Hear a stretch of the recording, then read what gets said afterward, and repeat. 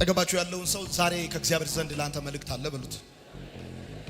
ዛሬ ድንቅ መልእክት አለ፣ የምትጽናናበት መልእክት አለ በሉት።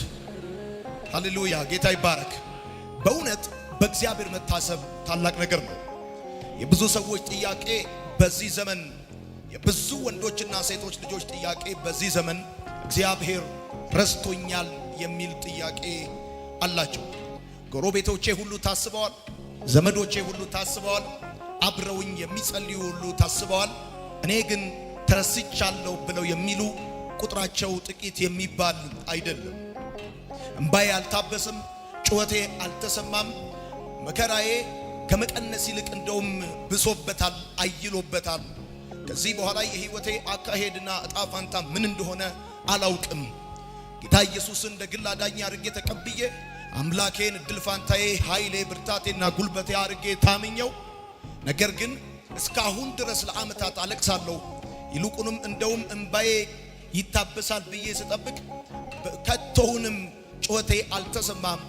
ጩኸቴ መሰማቱ እና አለመሰማቱ ብቻ ሳይሆን የመከራዬ ብርታት እየጨመረ ነው እየሄደ ያለው ብለው የሚሉ ሰዎች በጣም በቁጥር ብዙ ናቸው። ይህንን ቃል እግዚአብሔር በልቤ ሲያፈሰው ሲያስቀምጠው ቀስ እያልኩ ነግሬያችሁ እንደ ገጠር ገበያ እየደራ ይሄዳል። የዛሬ መልእክታችን ጌታ ይባረክ። አሜን ነው። መጽሐፍ ቅዱስ እግዚአብሔር ሰውን ያሰበበት መጽሐፍ ነው። የምትጽፉ ሰዎች መጽሐፍ ቅዱስ እግዚአብሔር ሰውን ያሰበበት መጽሐፍ። ከዘፍጥረት እስከ ዮሐንስ ራእይ የምታነቡት ይህ የእግዚአብሔር ቃል ሰው የተረሳበት ቃል ሳይሆን፣ ሰው ሲያለቅስ ዝም የተባለበት ሳይሆን፣ ሰው በመከራ ውስጥ የተረሳበት የተተወበት ሳይሆን፣ ሰው የታሰበበት መጽሐፍ። ይህ የእግዚአብሔር ቃል በእጃችሁ የሚገኘው ጥቁሩ መጽሐፍ ምንም እንኳን አንዳንዶቻችሁ የመከራችሁ መጠንና አይነት እየጨመረ እንኳን ቢሄድም እግዚአብሔር አምላክ ይረሳ ዘንድ ሰው እንዳልሆነና ከዘፍጥረት ጀምሮ እስከ ዮሐንስ ራእይ እግዚአብሔር ያሰባቸውን ሰዎች ታሪክ የሚያስነብበን መጽሐፍ ነው። ወዳጆቼ ሰዎች ሲያስቡ ደረቅ ሐሳብ ነው የሚያስቡት። በደረቁ ነው ሰዎች የሚያስቡን። የሚገርማችሁ በህሊናቸው ይጫወቱናል። ሰዎች ያስቡናል ማለት አሰቡን ማለት በህሊናቸው ይጫወቱናል ማለት ስለኛ ያመጣሉ። ስለ ኑሯችን፣ ስለ ህይወታችን፣ አሁን ስላለንበት ነገር፣ ትናንት ስለነበርንበት ነገር እያሰብኩ ነበር ይገርመሃል ብለው ይላል። እና የሰዎች ማሰብ በሰዎች መታሰብ እንዲሁ ደረቅ ነው። በህሊናቸው ይጫወቱናል። በህሊናቸው ስለኛ ያወጣሉ፣ ያወርዳሉ። በጣም ታላቅ ነገር ቢኖር በእግዚአብሔር መታሰብ ነው። ምክንያቱም በእግዚአብሔር መታሰብ የእግዚአብሔር ማዳን ነው።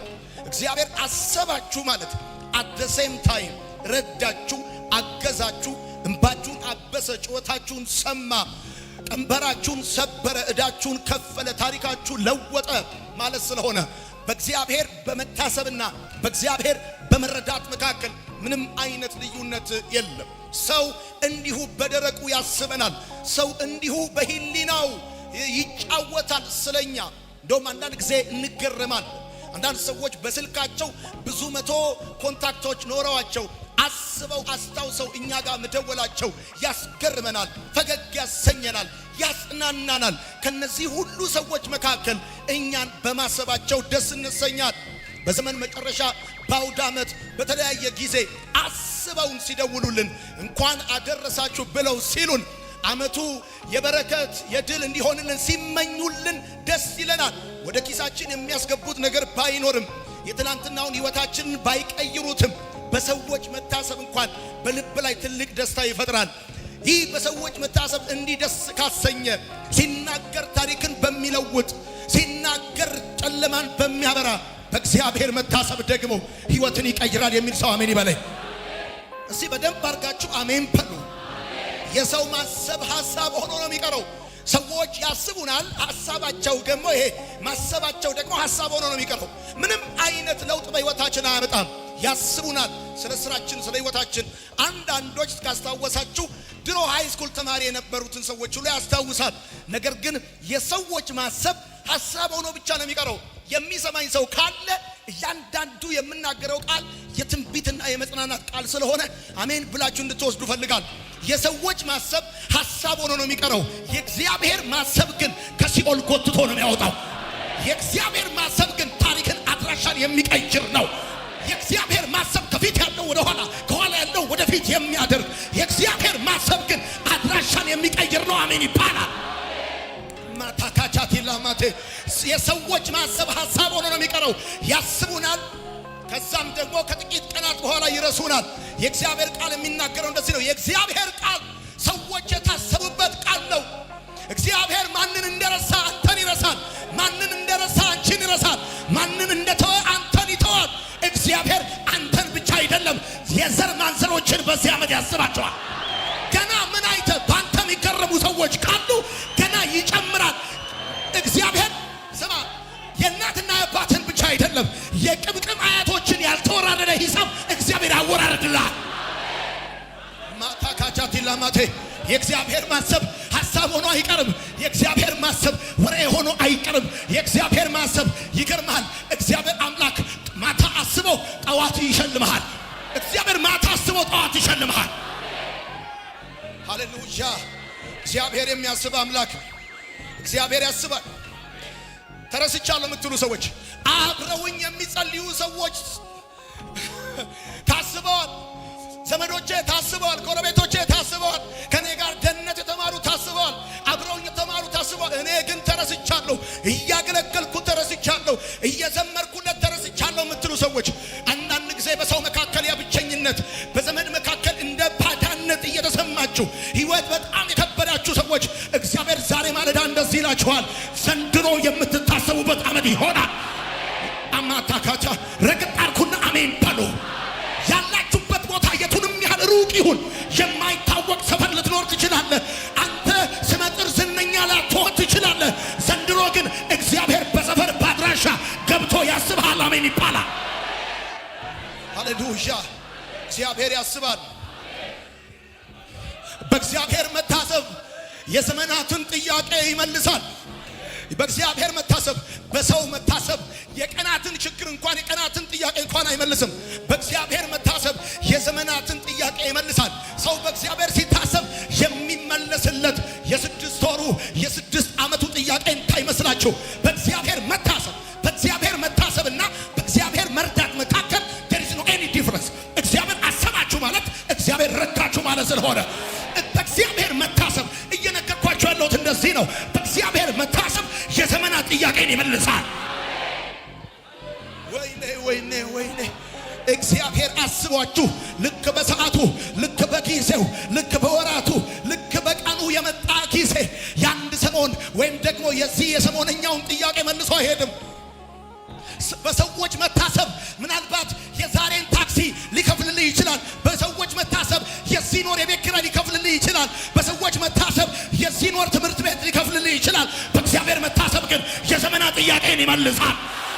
ማአታካቻኔ ማቲ በእግዚአብሔር መታሰብ የሰሞነኛ ጥያቄያችሁን አይደለም የሚመልሰው። እግዚአብሔር የሚያስብ አምላክ ነው። እግዚአብሔር ደግሞ ካሰበ የአንድ ወር፣ የአንድ ቀን፣ የአንድ ሳምንት፣ የአንድ ዓመት ጥያቄያችሁን ሳይሆን የዘመናት እንቆቅልሻችሁን ይመልሳል። ቃሉን ላከ ፈወሳቸው ተብሎ እንደተጻፈ ለብዙ ዘመን ዝብርቅርቅ ያለባችሁ ነገር በዚህ ዓመት ቦታውን መያዝ ይጀምራል። የዘገየባችሁ ነገር መፍጠን ይጀምራል። አልያዝ ያላችሁ ነገር መያዝ ይጀምራል። አልፈታ ያላችሁ ነገር መፈታት ይጀምራል። እንደ ኮንክሪት እንደ ግድግዳ የሆነባችሁ ነገር እንደ ሜዳ መሆን ይጀምራል።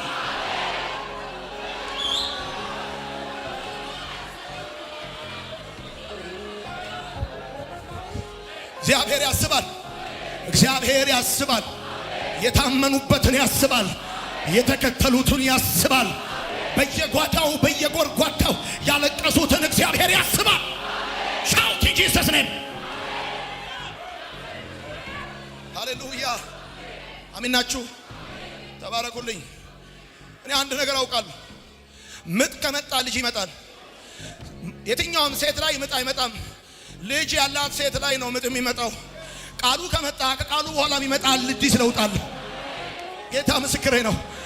ዛሬ መሄጃ አጣችሁ አይደለም እዚህ የተገኛችሁት። ስራ ፈት ሆናችሁ አይደለም እዚህ የተገኛችሁት። ቃሉን ለመስማት እዚህ ከተገኛችሁ እንደዚህ ይሆናል።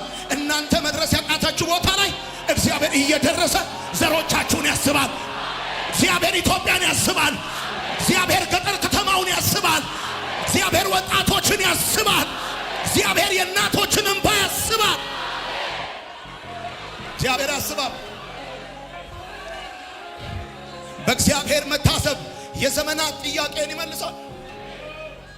አንዳንድ ሰዎች አስበውኝ ጠርተውኝ ካፑቺኖ ጋብዘውኝ ተለያይተናል። በአንዳንድ ሰዎች መታሰብ ከሻይ ቡና አያልፍም። በአንዳንድ ሰዎች መታሰብ የጊዜውን ጥያቄ ከመመለስ አያልፍም።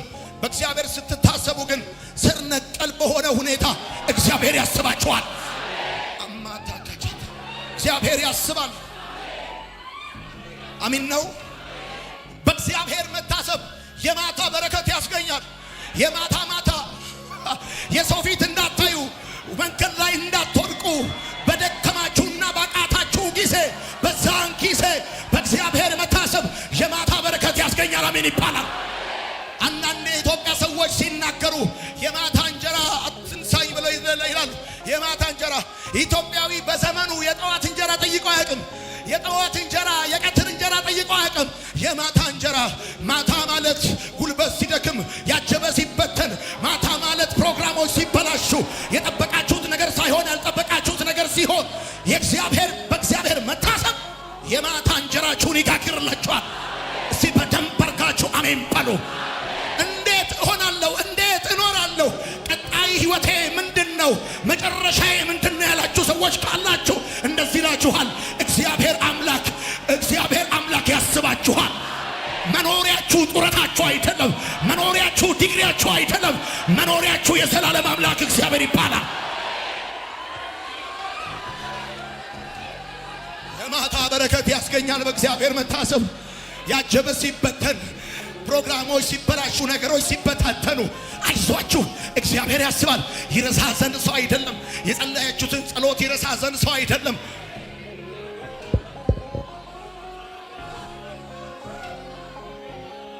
ወዳጆቼ ሰው የኔ አባት እንኳን በርትታችሁ በድካም ውስጥ እንኳን ሆናችሁ የመኪናችሁን መሪ ይዛችሁ እንዲሁ እንደ ቀልድ ያወራችሁትን እንኳን አጥሎ ነው የሚሰማው። ታውቃላችሁ፣ ጸሎታችንን አጥሎ ነው የሚሰማው የኔ ጌታ። አንዳንድ ጊዜ ነገር በጣም ዝብርቅርቅ ሲልብን ጸሎታችን ራሱ ሰካራም ነው፣ ውልግድግድ ይላል። የዚህን ጊዜ አጥሎ ይሰማዋል የኔ ጌታ። አጥሎ ይሰማዋል፣ አስተካክሎ ይሰማዋል።